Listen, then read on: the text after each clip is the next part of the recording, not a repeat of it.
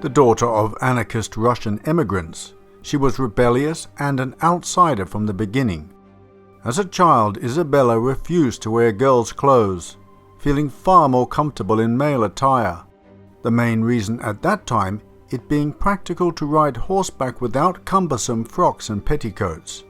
And riding side saddle was something Isabella was never going to do.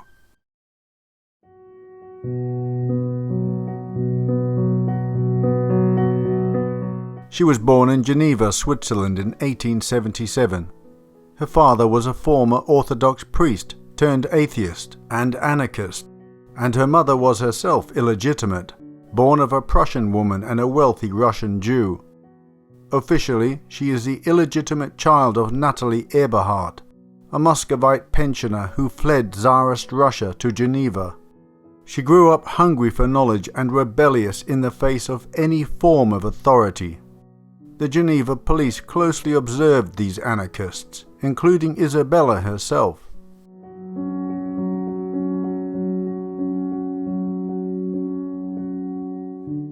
Regardless of her lineage, Isabella's mother had married well to Senator General Pavel de Murda, a senior advisor to the Tsar. They had 3 children, 2 boys and a girl. When they were old enough, a tutor was engaged. This rather mundane development changed the lives of all concerned. The tutor was a dark-bearded Armenian named Alexander Tropfimovsky. He was a defrocked priest. He was also an anarchist associate of Mikhail Bakunin and Tolstoy, and Natalie found him irresistible.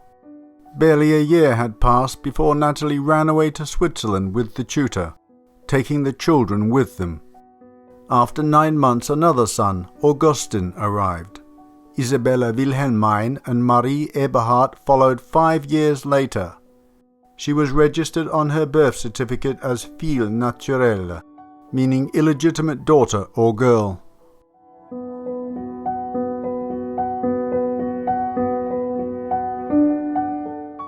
The family leased the Villa Neuve, a large house in the countryside outside Geneva. The property was set on a generous 4.5 acres. Isabella, according to locals, would dance about like a little wild animal along the garden paths. Untamed and unfettered, she did whatever took her fancy from morning to night. Her fantasies knew no bounds.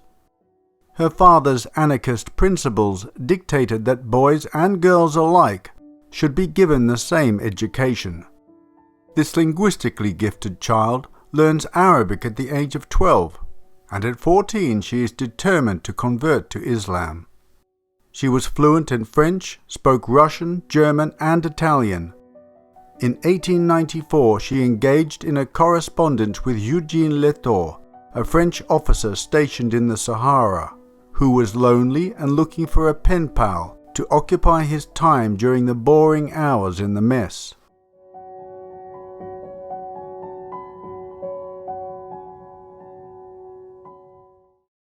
In 1895, aged 18, she published her first short story, Vision of the Maghreb, under the name of Nicholas Podolinsky. Her talent shines through in the novel. It depicts a young Russian woman's encounters with Halim, an Islamic mystic in Algeria.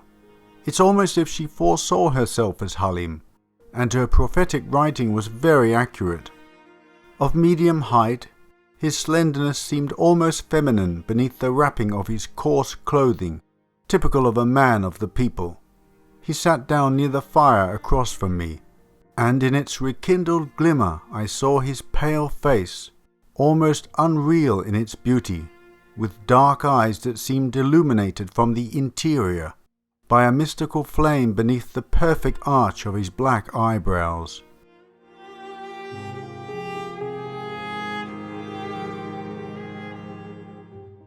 In her late teens, her father allowed her to venture into Geneva by herself, but only on the condition that she wore trousers. Isabella didn't need much persuading. Whilst frequenting the Genovese cafes, she met a married man, a sensualist like herself. Charles Schwartz was instantly taken with the boyish-looking Isabella. On one of their dates, Isabella was dressed as a sailor. As they both grew bolder with the effects of alcohol, her lover bet her that she wouldn't dare embrace him in public. She called his bluff, as she later confided to her brother Augustin. They kissed passionately and at length, while sitting on prominent display to the passers-by, gawping from the pavement outside.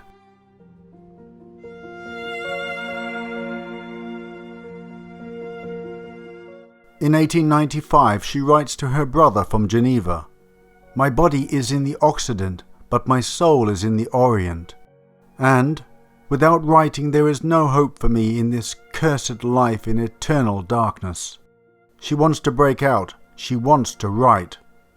In 1897 she travels with her mother to Algeria by sea. They arrive in Bonn, now Annaba. They initially lived with Louis David, an Algerian French photographer, and his wife. In 1895 he had taken a photograph of Isabella wearing a sailor's uniform.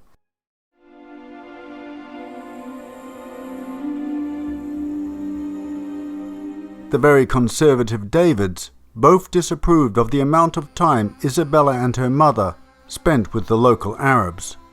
Isabella was disgusted by David's attitude, which was typical of European settlers, and later avoided the country's French residents, renting an Arabic-style house far from the European quarter. Isabella was aware that a Muslim woman could not go out alone or unveiled, so she quickly shed her feminine garments and disguised herself in a burnous and turban. Her knowledge of Arabic was already extensive, and she became fluent within a few months.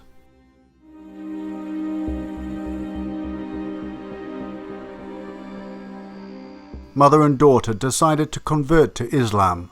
The conversion made it a lot easier to be accepted among the Arabs. She embraced the Islamic concept that everything is predestined and the will of God. Although Isabella went through the motions of being a devoted Muslim, she quickly discovered the dreamy delights of hashish, and she drank like a fish. Celibacy was not on the menu either. Making love just complemented the previous aperitifs.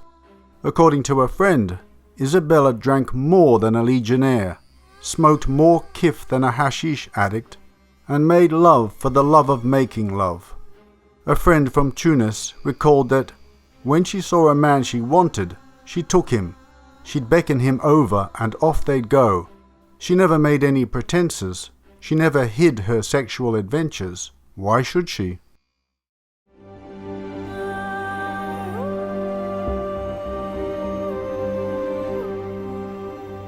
Isabella believed in the fatalistic principle of Mektub. This allowed her to accept heartache, since it was, in her words, totally useless and absurd to rebel against sorrow. At the same time, she embraced earthly pleasures like there was no tomorrow. Perhaps she had a premonition of how short her life would be.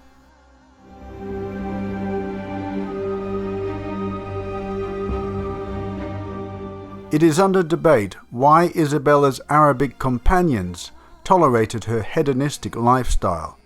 According to one researcher, the delicate courtesy of the Arabs allowed them to discreetly treat Isabella as a man, simply because she wished to live as one. What they thought of her numerous lovers and drinking is another thing altogether. Isabella's outrageous behavior came to the attention of the French settlers. She was quickly ostracized, and the colonial administration watched her as closely as the Swiss authorities had. They suspected her of being an English agent, sent to stir up resentment towards the French.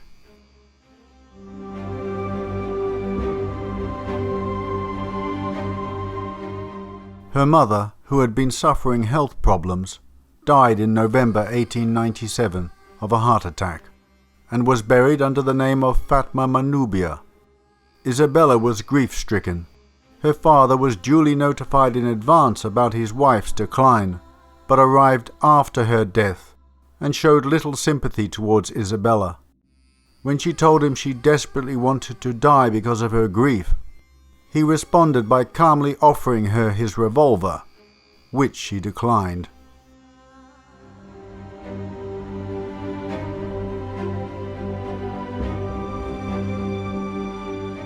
In her grief, Isabella dulled her senses with hashish, sometimes staying in kif dens for days at a time. Eventually, the modest inheritance from her mother was depleted, and she returned to Geneva in 1899. Her father was nearing the end stages of throat cancer and passed away in May that year. It is rumoured that Isabella may have intentionally euthanized him with a chloral overdose to end his suffering. She desperately needed funds and quickly mortgaged Villeneuve and returned to Africa on the first available ship.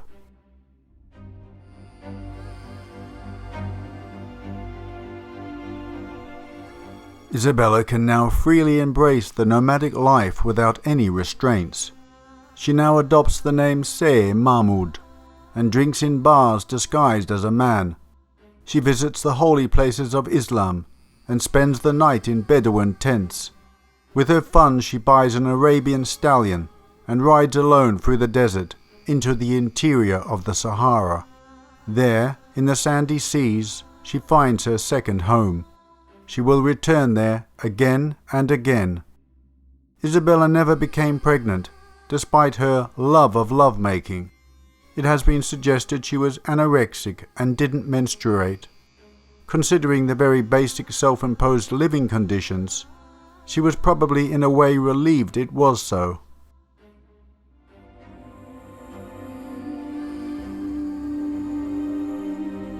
In 1901 she married Slimane Eni, a lieutenant in Algeria's local auxiliary troops, because, lonely and nomad and only considering Islam as home, without family and without friends, alone forever, I will go my way through life until the hour of great eternal sleep strikes. The young lovers dreamed about running a small business together, a grocer's or a cafe. When they got married in October 1901, Isabella actually donned a wig, for once bowing to convention.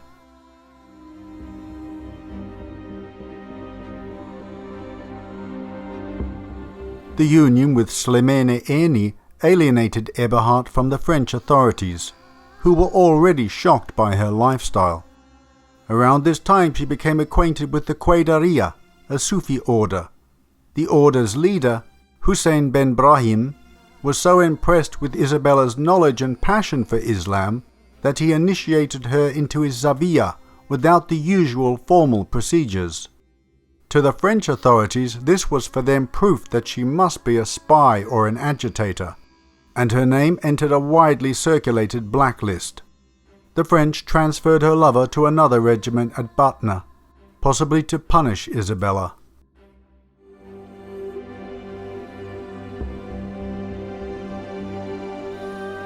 Isabella travelled to a Qadariya meeting in Behema in late January 1901, where she hoped to ask for financial assistance. While waiting for the meeting to begin, she was attacked by a man with a sabre, receiving a graze wound to her head and a deep cut to her left arm. Her would-be assassin, Abdallah ben Mohammed, was overpowered and arrested. When asked why he had tried to kill Eberhard, he only repeated, "Allah wished it, Allah still wishes it." Isabella suspected he was hired by the French authorities, but some speculate that Sey Lakhmi ordered the attack. Isabella was his mistress, whom he had grown tired of, and it is rumoured that he was trying to get rid of her and pin the blame for the attack on a rival tribe.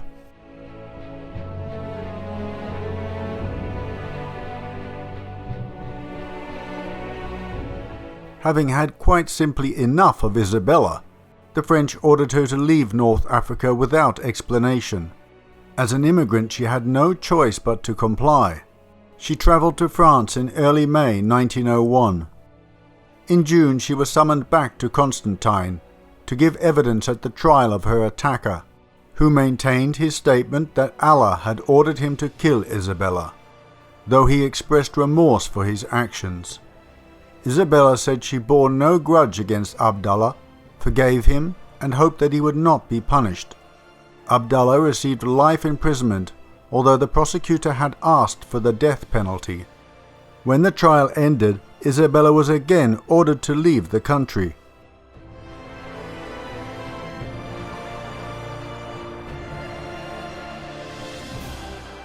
She returned to live with her brother, working with him as a dock labourer. The whole family lived in extreme poverty. Isabella's health deteriorated, and her lifestyle didn't help matters. She attempted suicide while in Marseille, one of several attempts she would make over the course of her life.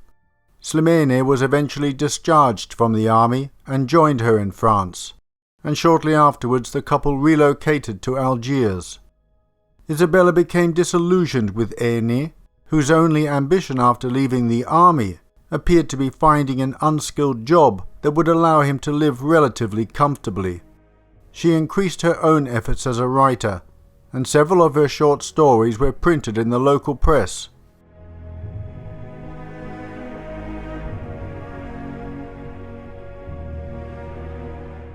Isabella was never good in managing her money, spending anything she received immediately on tobacco, hashish and presents for her friends, and she was always asking for loans when she realized there was no money left for food.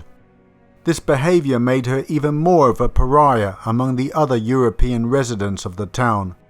Her health further deteriorated, with Isabella regularly suffering from bouts of malaria. She was probably also affected by syphilis. At the age of 27, she was a physical wreck. Heavy smoking, drinking and drug use had taken their toll, as had poor nourishment. She hadn't neglected to carry a gun on her travels, but a toothbrush was not considered a necessary item, and so, one by one, all her teeth had fallen out. Despite her youth, her body could no longer carry on. No one ever lived more from day to day than I, or was more dependent upon chance, Isabella wrote shortly before her death. It is the inescapable chain of events that has brought me to this point, rather than I who have caused things to happen.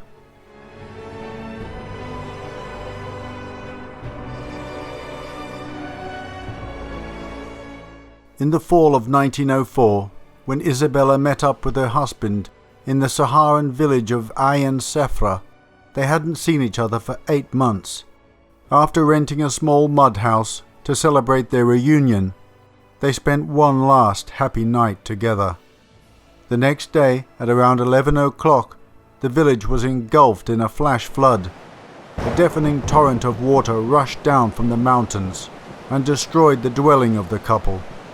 Slimane was swept away by the current but survived. Isabella's body was discovered several days later, pinned under a beam of the house.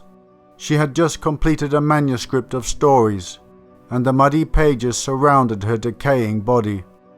Under the French General Lyautey's orders, soldiers sifted through the mud to collect all her papers, which were painstakingly reassembled and preserved. Isabella had always believed she would die young, and may not have been all that surprised when death came looking for her.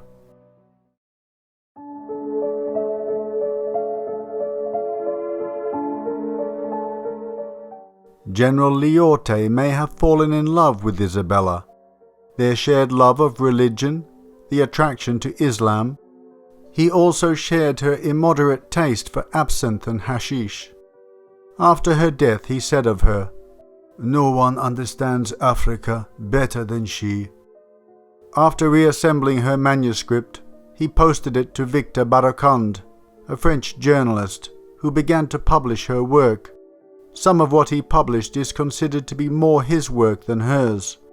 Baroukand also received criticism for listing himself as the co-author of some of her works, and for not clarifying which portions of text were his own.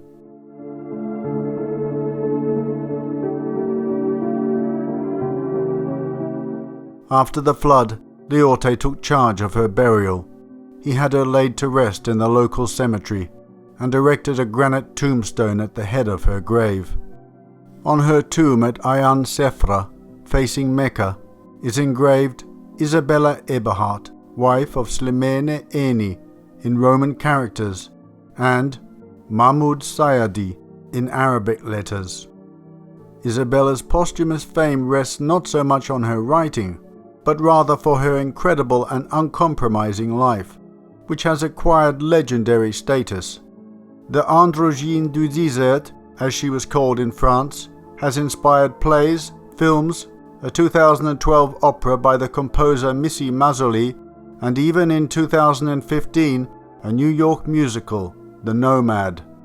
Such international attention to her life would have probably bewildered Isabella, who wrote, the year of her death, "Soon, the solitary woeful figure that I am will vanish from this earth, where I have always been a spectator, an outsider among men."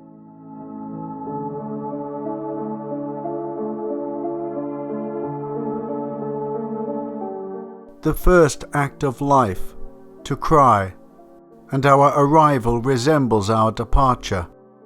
The only difference being is that the departure is much less sad than the arrival, which is followed by so much trouble and suffering.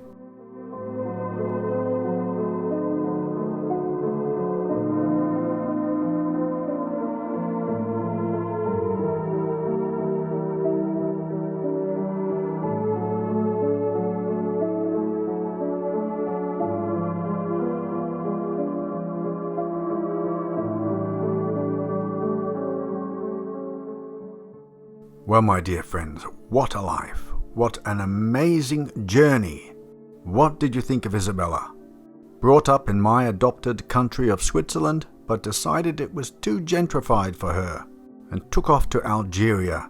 And it must have been amazing back then to walk through those streets, a culture untouched for hundreds of years. I would have loved to have walked through Algiers in the 19th century. It would be absolutely fantastic. Unfortunately, that era is lost forever, although you'll probably still find remnants of it, but it is to all intents and purposes lost. But it has been documented in wonderful paintings and photos. In fact, some of the images you saw dotted throughout this presentation were actually colorized photos. They were photos that were hand-colored at that time. Back in the 19th century, there was a huge trend for anything Orient. And if you do a Google search with the words "The Orientalists, 19th Century," you'll find a whole platter of absolutely fantastic paintings. I'm going to show a few of them here now. What I particularly love is the interiors, the wonderful tiles, the mosaics, the high roofs with the arches. I love that. I can look at that for hours. It really is looking at a lost world.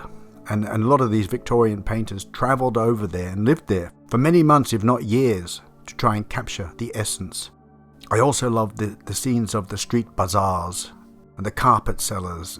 You could look, once you start looking, you'll spend all day, I can assure you. It must have been incredibly brave of Isabella to try and adapt to such a lifestyle. I mean, it would have been quite brave as a man, but as a woman to do that, quite exceptional, really. Perhaps she felt free when dressed as a man, to be able to indulge herself, let her passions run wild. And she certainly did that.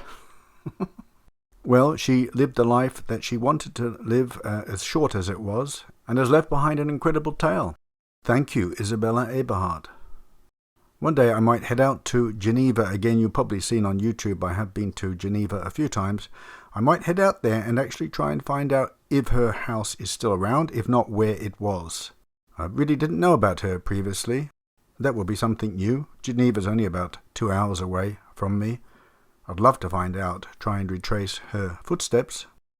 Anyway, I'm not going to ramble too much on this one. I want to share with you something humorous at the end.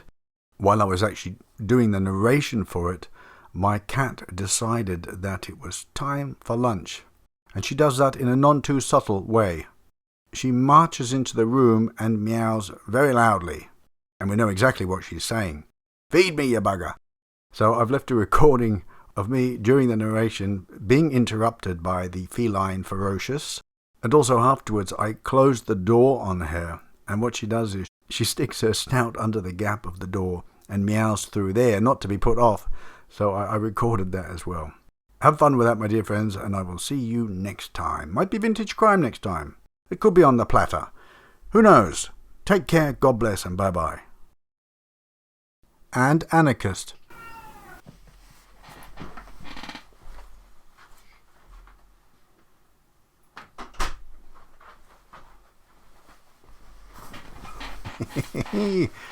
The cat.